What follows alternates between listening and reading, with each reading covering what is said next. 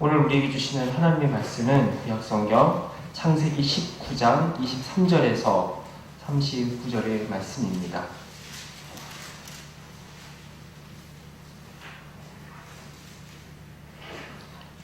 창세기 19장 19절에서 29절까지의 말씀입니다.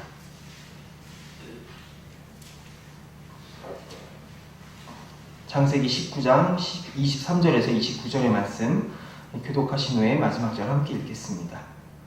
롯이 수알에 들어갈 때에 해가 돋았더라.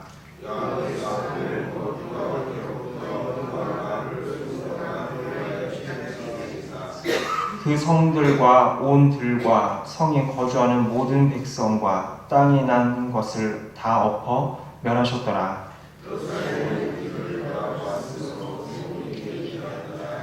아브라함이 그 아침에 일찍이 일어나 여호와 앞에 서 있던 곳에 이르러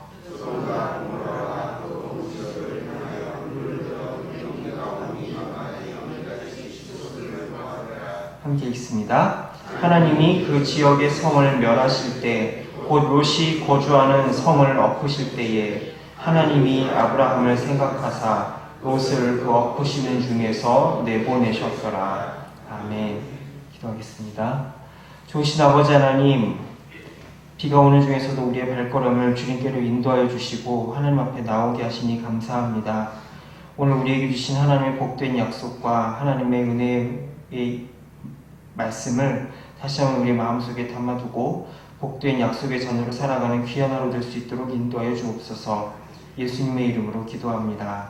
아멘.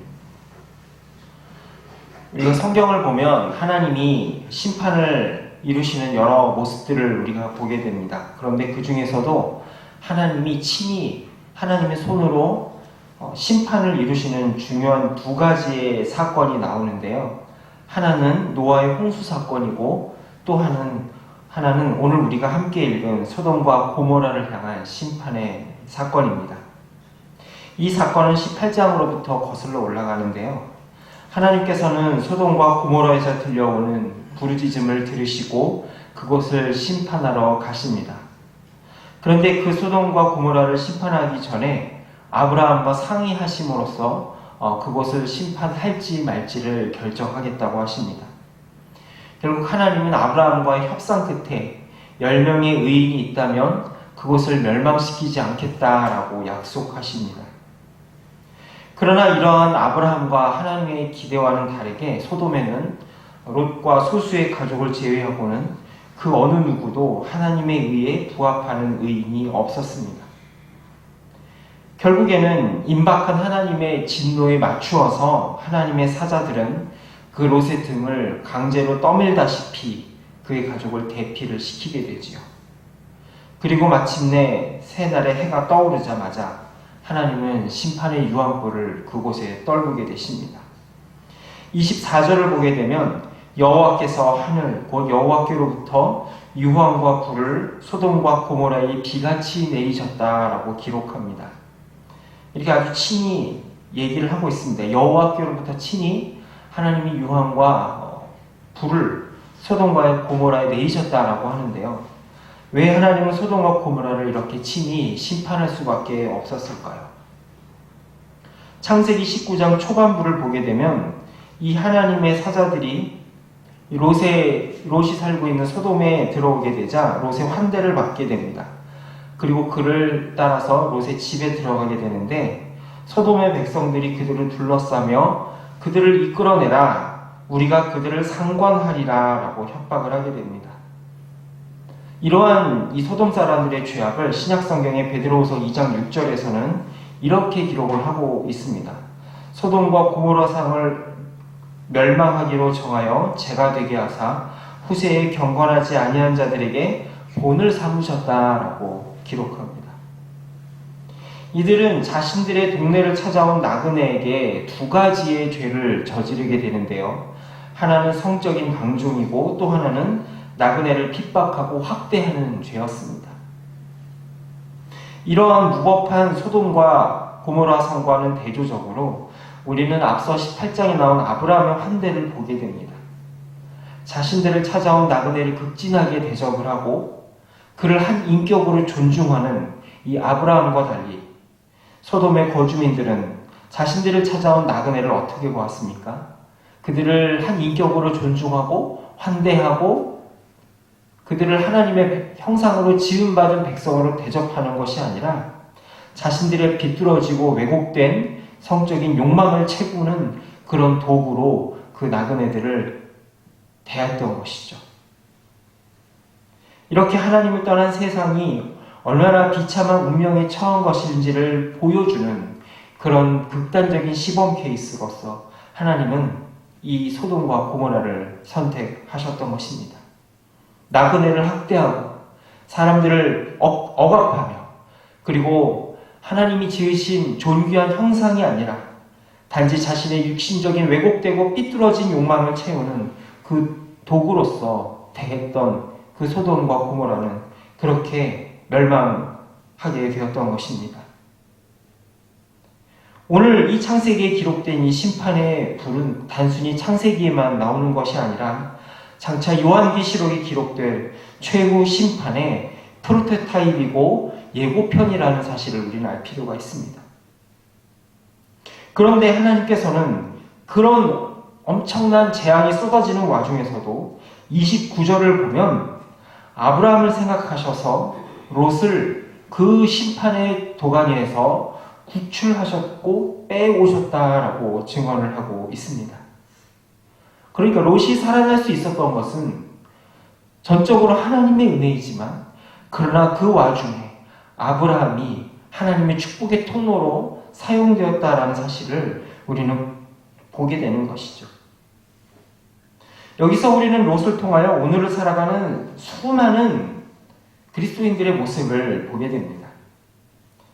아브라함이 자기가 살던 갈대아 우르를 떠나서 하나님이 주시는 약속의 땅으로 향하여 갈 때 롯도 그 길을 함께 하였던 사람입니다.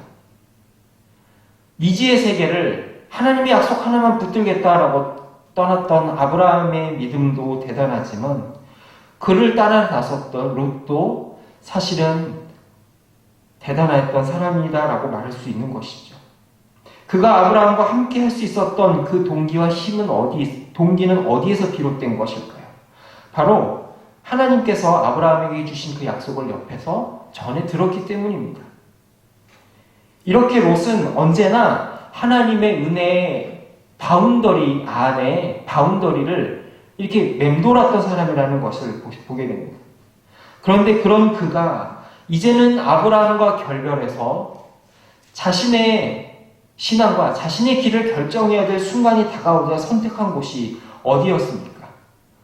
바로 소돔과 고모라였던 것입니다.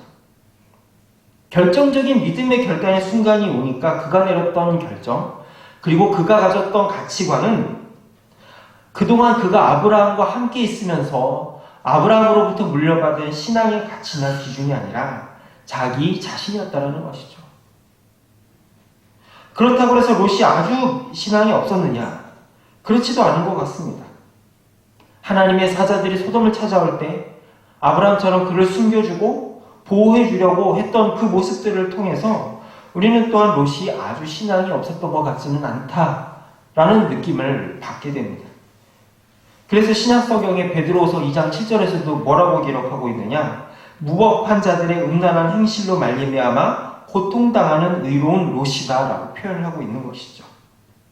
이런 걸 보면은 롯이 아주 하나님과 관계가 없었던 그런 사이도 아니었던 것 같습니다. 그러나 그의 신앙은 거기까지였습니다. 그의 믿음은 아브라함처럼 완전히 자기 자신을 하나님께 던진 그런 사이도 아니었고, 그러나 동시에 세상의 물질적인 성공도 놓치고 싶지 않은 그러한 어정쩡한 모습이었다라는 것이죠. 그러나 그가 아브라함과 헤어지면서 선택하는 그 결과는 무엇이었습니까?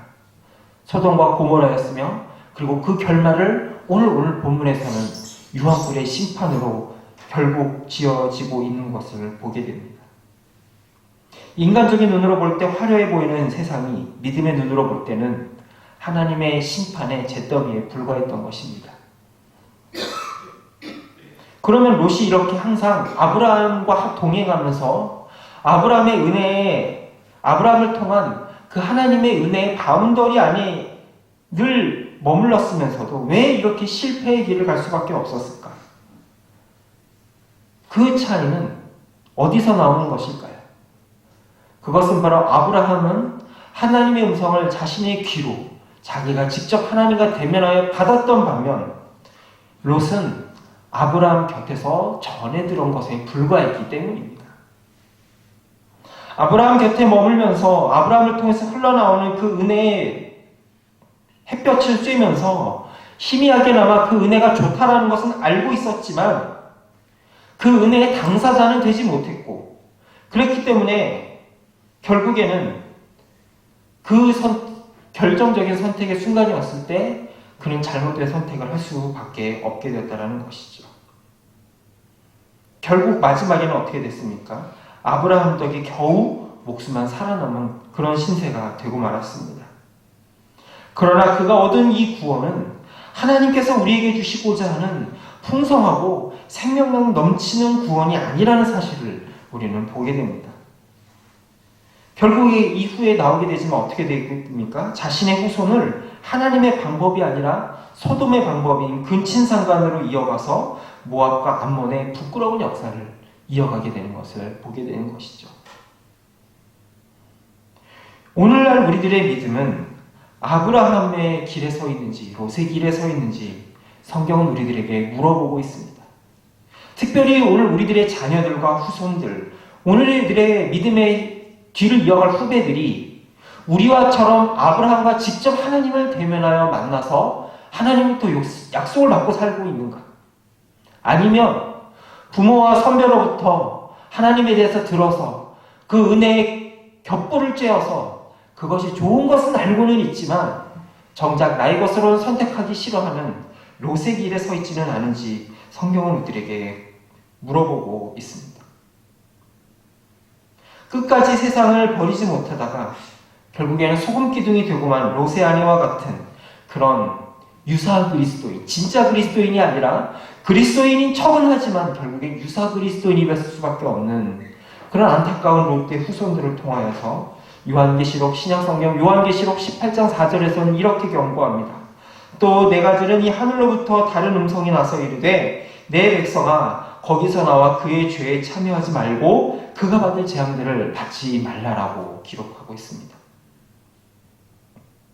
여호수아는 가나안을 정복하고 자신의 삶을 마감하면서 오늘날 너희들이 섬길 자를 택하라라고 도전을 하고 있습니다. 하나님이 원하시는 것은 오늘 우리들이 은혜의 주변부만 맴돌다가 결국에는 세상에 휩쓸려서 내려가 버린 롯이 아니라 바로 아브라함처럼 하나님을 직접 대면하여 하나님과 씨름하고 때로는 그 안에서 실패할 수 있을지언정 약속의 주변부가 아니라 약속의 당사자요 은혜의 심장부에 있었던 아브라함의 길인 줄로 믿습니다. 하나님이 우리를 그 길로 초대하시고 우리들의 자녀가 우리들의 후손들과 우리들의 믿음의 후배들이 교회 다니는 앉아있지만 은혜의 격불만 쬐다가 결국 롯처럼 세상으로 흘러들어가서 그런 비참한 실패의 길을 가는 것이 아니라 바로 아브라함처럼 하나님과 직접적인 은혜의 당사자가 되는 축복을 누리라고 도전하고 있는 줄로 믿습니다. 바로 오늘 우리들이 그리고 우리의 믿음의 후손들이 롯의 길이 아니라 아브라함의 당사자가 되어 아브라함처럼 은혜와 하나님의 축복의 약속의 심장부에 들어가서 귀한 그 상속을 누리는 우리 모두가 될 수 있기를 소망합니다.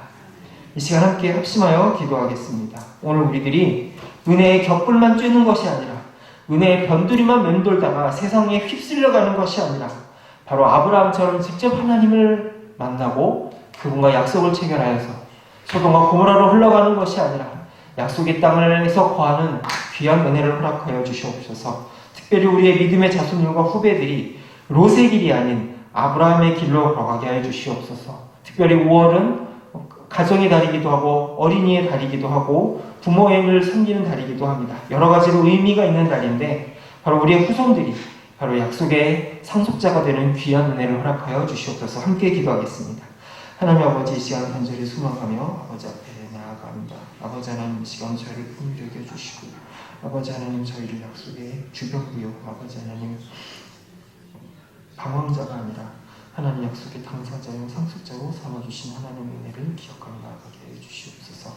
나는 세상이 화려해 보인다 하더라도 아버지 앞에 하나님 믿음으로 선택하며 그 하나님을 나의 주 나의 하나님으로 고백하는 그런 은혜를 우리 자녀들과 후손들과 또 믿음 후배들에게 더해 주시옵기를 간절히 소망하며 기도하오니 주여 우리를 사용하여 주시고 주님 함께하여 주시옵소서.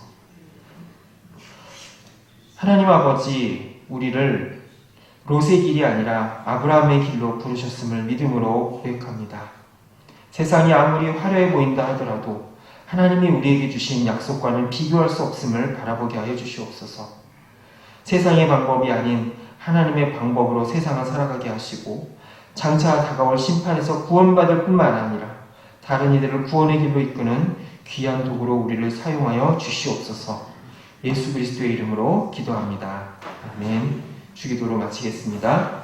하늘에 계신 우리 아버지, 아버지의 이름을 거룩하게 하시며 아버지의 나라가 오게 하시며 아버지의 뜻이 하늘에서와 같이 땅에서도 이루어지게 하소서. 오늘 우리에게 일용할 양식을 주시고 우리가 우리에게 잘못한 사람을 용서하여 준 것 같이 우리 죄를 용서하여 주시고 우리를 시험에 빠지지 않게 하시고 악에서 구하소서. 나라와 권능과 영광이 영원히 아버지의 것입니다. 아멘.